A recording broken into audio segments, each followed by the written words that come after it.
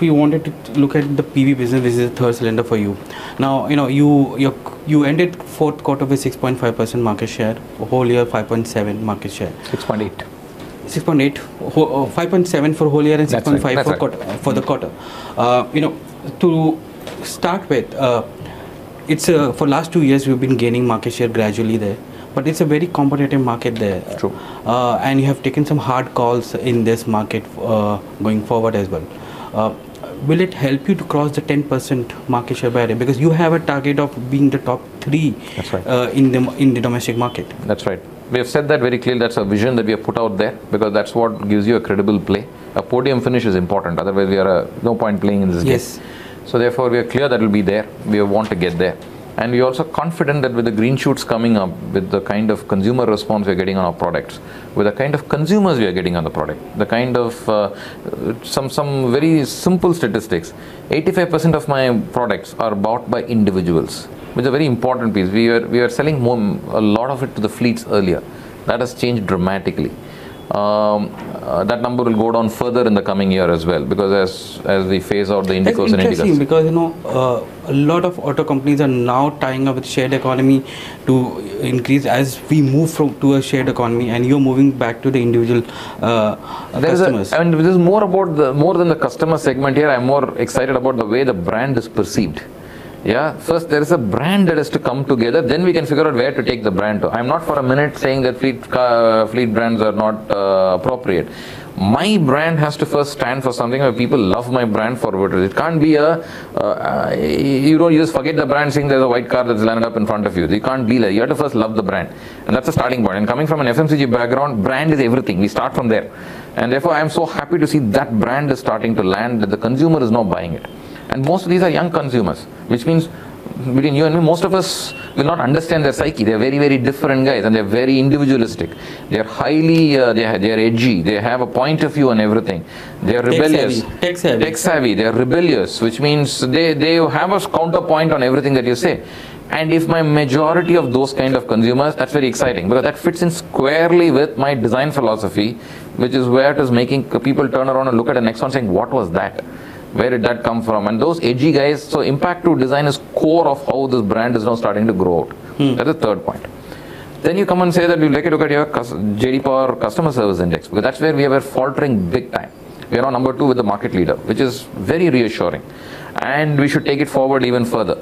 So I think most importantly, my contribution margins are sequentially increasing as mix is improving. All this tells me, boss, we have a healthy business, or rather the outlines of a healthy business that we can build with this. Otherwise we would have had a very different take on this. If none of these had happened, we would have had a very different take. And one thing you can tell us that we have been very, very carefully assessing every part of the portfolio and chasing what to do, what not to do. Is it fair to say that now you're trying to get a brand recall for customers between say 25 and 35? That's a big customer where they have the pricing power, and they are the profile which you mentioned, and so the effort is to catch them. That is my clear target segment. You'll find our products are all speaking to them, every one of them methodically, and even the future ones, the Harriers that are getting launched, will all be speaking to them. They are different. The Tata cars will be different. They are not run-of-the-mill cars, and therefore we now want to get that business, having seen the green shoots, get it to a sense of winning sustainably, which is profitable break-even ASAP. So that's a clear call out of turnaround 2.2. And it's not about how to get into the entry level 1 lakh car or 2 lakh car. And it's not about that. It's about brand and value for money. It is about where is the consumer going today, or where is the consumer going to go tomorrow from here. What appeals to him, and how are we going to fit it in, how are we going to make money with that. These 3 have to be answered together, and we are absolutely clear. You get this right, we will be a strong number 3 player, and we will make money on this. So you recently took the decision to take off Indigo and Indica. What about the nano car? And will you be bringing in cars to those segments where these products have now lost their shelf life actually? So as far as any product has its life cycle, it runs through its life cycle. We believe at this point in time, Indica is, if you look at my growth of 34% that we've delivered, it is after a 54,000 unit drop in cars, which means we are picking up volumes big time in the other ones to even overcompensate for these losses there. And that is just the nature of the life cycle. I think we shouldn't read too much into it, other than it's just normal business as usual decisions. As far as the nano is concerned, I think come 2019, in its current form, it will not meet crash norms. So if anyway, you have to rethink how we are going to approach that. So very much huge amount of thinking will happen in the organization, is happening in the organization. And once we are ready with the decision, we'll tell you. And what about, you came out with certain fit for future charges in the quarter. As far as Tata Motors is concerned, you took some charges with respect to Resmo as well. This is something which was unveiled a few months back. Now, you unveil a car and then take a charge because it's not the car for the future.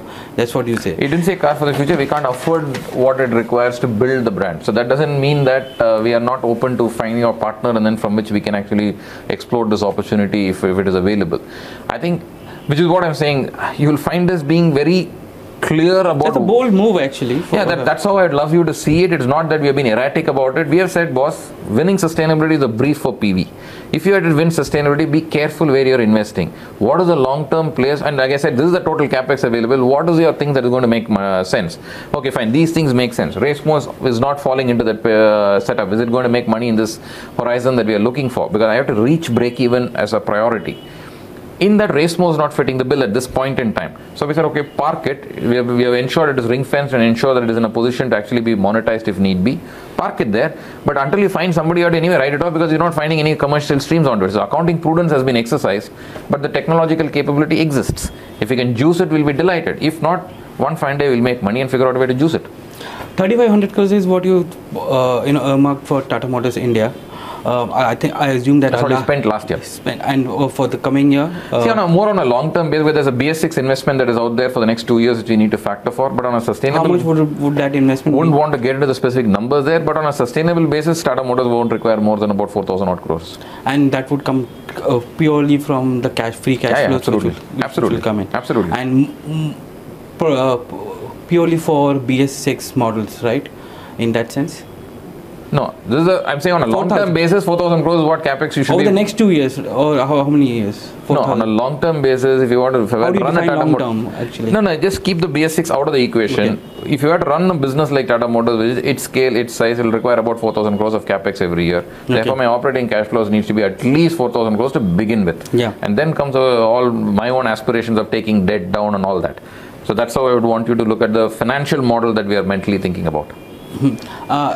Will that mean that you will also be looking at coming out with new innovative models ahead of the 2020 BS6 guideline? I think BS6, park that aside, models, consumers, for a consumer, BS6 doesn't make any difference. The industry now talks about, we're going to be slow with new launches because we all are preparing for BS6. No. We have nothing. We have no such thing. We need to be clever enough to ensure that we are mingling the two together. My Harrier is getting launched in 19. Look at the portfolio which Girish has filled up on his commercial vehicles. None of it is stopping waiting for BS6. Because keep in mind, for a consumer, BS6 doesn't mean anything. So it is just something changing from, a chemical factory added to the end of the car. That's what he looks at it. Therefore, he wants have his breakfast, lunch, dinner full time. So we need to be prepared for that.